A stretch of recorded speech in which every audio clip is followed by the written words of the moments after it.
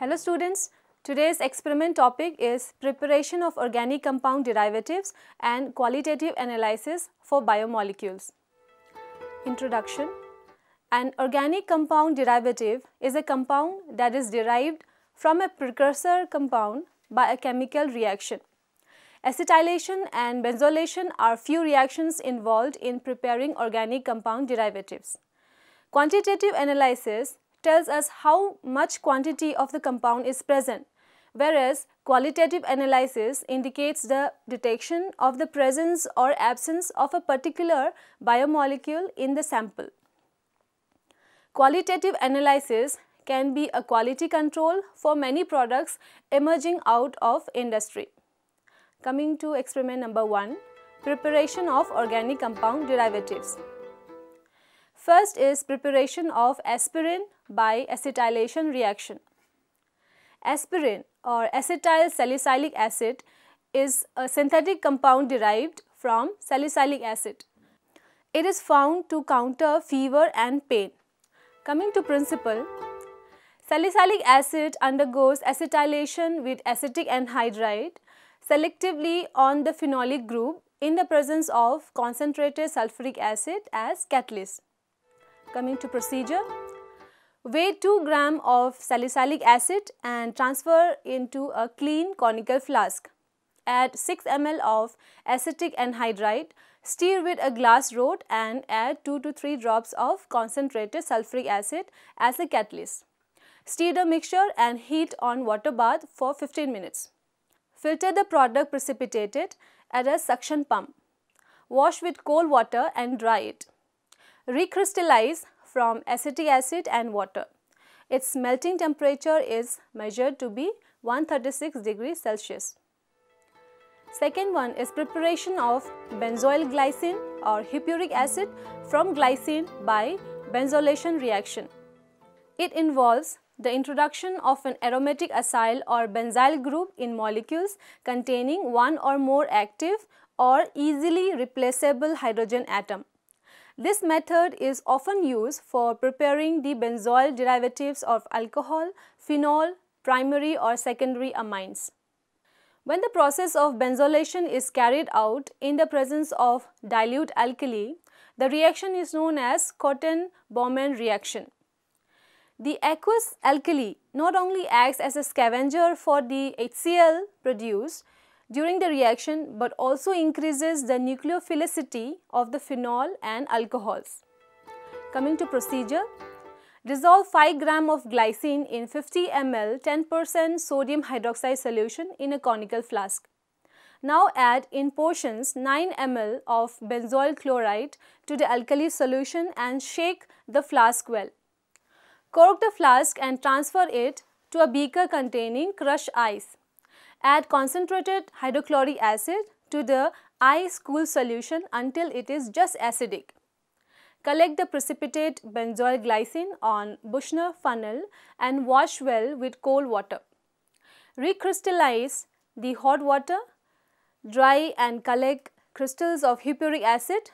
The melting point is 185 to 187 degrees Celsius. Now next is qualitative analysis for biomolecules. Qualitative analysis of carbohydrates. Carbohydrates are polyhydroxy aldehydes or ketones or substances that hydrolyze to yield polyhydroxy aldehydes and ketones. First is Molish test. This is a general test for carbohydrates. Coming to the principle, in the presence of acid, the sugars undergo dehydration to furfural or hydroxymethyl furfural, which condenses with alpha-naphthol, resulting in the formation of a purple colored ring. In the test, few drops of alpha-naphthol solution are added to 1 ml of the test solution. Very gently add 1 ml of concentrated sulfuric acid along the side of the test tube. Observation: a purple ring appears at the interface of the two liquids. Inference: it indicates the presence of carbohydrate in the sample. Second one is iodine test. Coming to the principle, this test is used for the detection of starch in the solution. Starch contains polymer of alpha amylose and amylopectin, which forms a starch iodine complex with iodine to give the blue-black color. Test. To 2 ml of test solution, add few drops of iodine reagent and vortex. In observation, deep blue color is seen. Inference indicates the presence of polysaccharide. Third one is test for reducing sugar. We will be doing Benedict test. Principle is free aldehyde or keto groups in the reducing sugars reduce cupric hydroxide in alkaline medium to red colored cuprous oxide. Depending on the concentration of sugars, different color precipitate is developed. Test. To 5 ml of Benedict solution, add 1 ml of the test solution and shake each tube. Heat for 3 minutes. Remove the tubes from heat and allow them to cool. Observation. Formation of a green or yellow or orange or red precipitate. Inference indicated the presence of reducing sugars. Fourth one is Barfor's test. Coming to the principle, it is used to distinguish whether the reducing sugar is monosaccharide or disaccharide. It is based on the reduction of copper acetate to copper oxide, which forms a brick red precipitate. To 2 ml of the solution to be tested, add 2 ml of freshly prepared Barfor's reagent. Heat for 3 minutes, allow to cool. Observation, a red precipitate settling down at the bottom and sides of the test tube is seen. Inference, presence of reducing sugars. Appearance of a red precipitate within 3 to 5 minutes is indicative of reducing monosaccharides. If the precipitate formation takes more time, then it is a reducing disaccharide. Fifth one is Selivanov's test. Coming to the principle, this reaction is specific for ketosis. Keto sugars undergo dehydration in acid medium to hydroxymethyl furfural more rapidly than aldohexose. These derivatives formed condenses with resorcinol to yield a cherry red color. Test. To 3 ml of a Selivanov reagent, add 1 ml of the test solution. Boil in water bath for 2 minutes. Observation, a cherry red color is obtained, indicates the presence of keto sugar. No change in color indicates the presence of aldose sugar. Sixth one is Osazone test. Coming to the principle, the ketoses and aldoses react with phenylhydrazine to produce a phenylhydrazone, which further reacts with another 2 molecules of phenylhydrazine to yield osazone. Crystals of different shapes will be shown by different osazones. Test. To 2 ml of the test solution, add 3 ml of phenylhydrazine hydrochloride solution and mix. Keep in a boiling water bath for 30 minutes. Cool the solution and observe the crystal under microscope. Needle-shaped crystals indicates presence of glucose or fructose. Hedgehog or puff crystals indicates the presence of lactose. Sunflower-shaped crystals indicates the presence of maltose. Coming to qualitative analysis of amino acids. Amino acids are building blocks of all proteins. Amino acids possess an amine group, a carboxylic acid group and a varying side chain that differs between different amino acids. There are about more than 20 amino acids. Some amino acids are not made by the body and are supplied through diet. They are called essential amino acids. First, ninhydrin test. Coming to the principle, amino acids react with ninhydrin to yield a purple colored complex known as Ruhemann's purple, while amino acids such as proline and hydroxyproline give yellow color. Test. To 1 ml of the amino acid solution taken in a test tube, add few drops of ninhydrin reagent and vortex the contents. Place the test tube in a boiling water bath for 5 minutes and later cool to room temperature. Purple color seen indicates the presence of alpha amino acids. Yellow color indicates the presence of amino acids.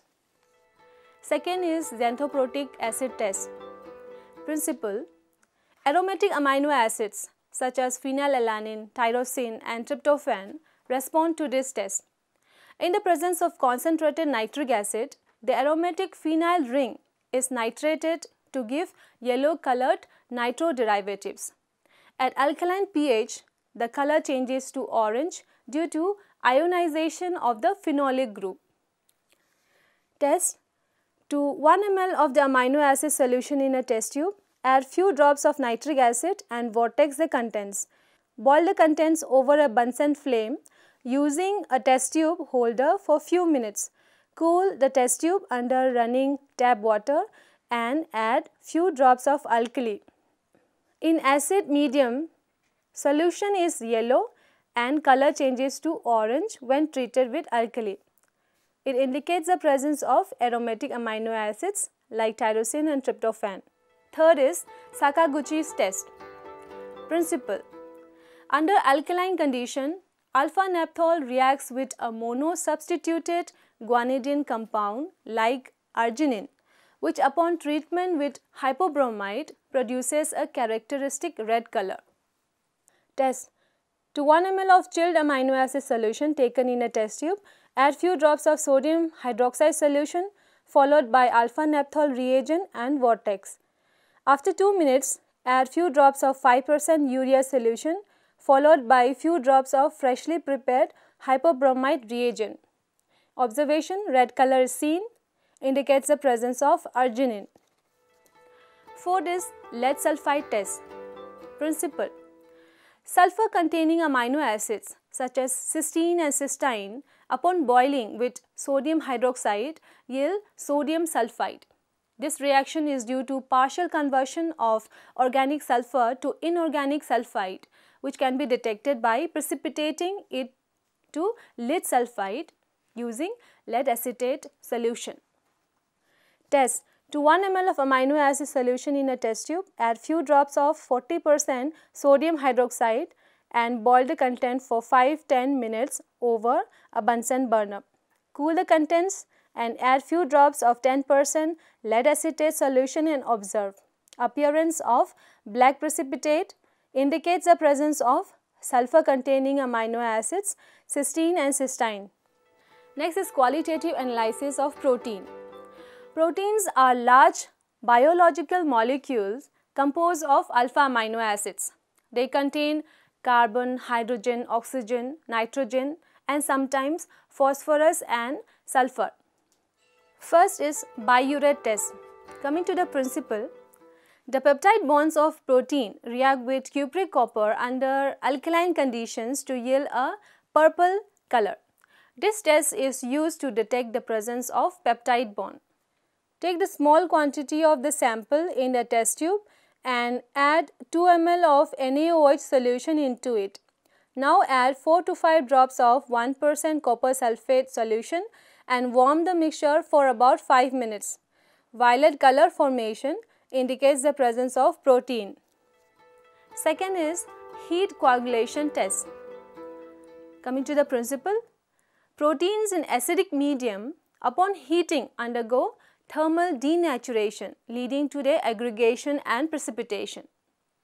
Test: take 2 ml of sample solution in a test tube. Acidify the protein solution by addition of few drops of acetic acid followed by heating the contents over a Bunsen flame for few minutes. White precipitate is formed, indicates the presence of protein. Next is qualitative analysis for nucleic acids. First is diphenylamine or Dishtay test. It is a simple chemical test to determine the presence of DNA in a sample. It involves chemical hydrolysis of DNA by heating in acid, for example, more than 95 degrees Celsius. It requires a deoxyribose sugar which is converted to an aldehyde derivative which react with the compound diphenylamine to produce a blue colored compound.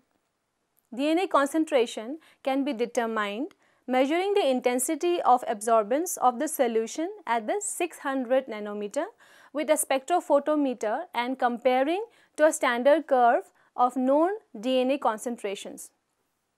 Second, nucleic acid hybridization provides a means for detecting DNA or RNA sequences that are complementary to an isolated nucleic acid such as a viral genome or a cloned DNA sequence. Southern blotting is widely used for detection of specific genes in cellular DNA.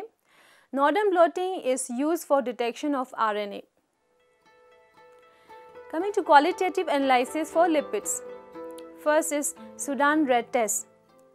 To 5 ml of distilled water, add 1 ml of the test sample in the test tube. Add 20 drops of Sudan 4. Red color is seen in the test tube, which indicates the presence of lipid in the sample. It is often used to determine the level of fecal fat to diagnose steatorrhea. Second is grease spot test. Take a small amount of oil on a piece of paper. A greasy spot penetrating the paper will be formed. This happens because lipid does not wet paper unlike water. Third is ethanol emulsion test for fats. To few drops of sample into a test tube, add 2 ml of ethanol and shake the mixture, and again add 2 ml of water to the same mixture and shake again. White emulsion formed indicates the presence of fat in the sample. Now coming to conclusion. In chemical science, organic compound derivatives like aspirin, 2,4-dinitrophenylhydrazone, hippuric acid, etc. are synthesized with the involvement of certain chemical reactions. Chemical derivatives may be used to facilitate analysis and also lead to the formation of many important products. For example, melting point analysis can assist in identification of many organic compounds. Various tests are present for detection of presence or absence of biomolecules like carbohydrates, amino acids, lipids, etc., which are essential for research and clinical purposes. Few qualitative analyses for biomolecules involve Molish test, which is a general test for carbohydrates, Biuret for protein, Southern blotting for DNA analysis, and Benedict test for reducing sugars in urine sample. Thank you.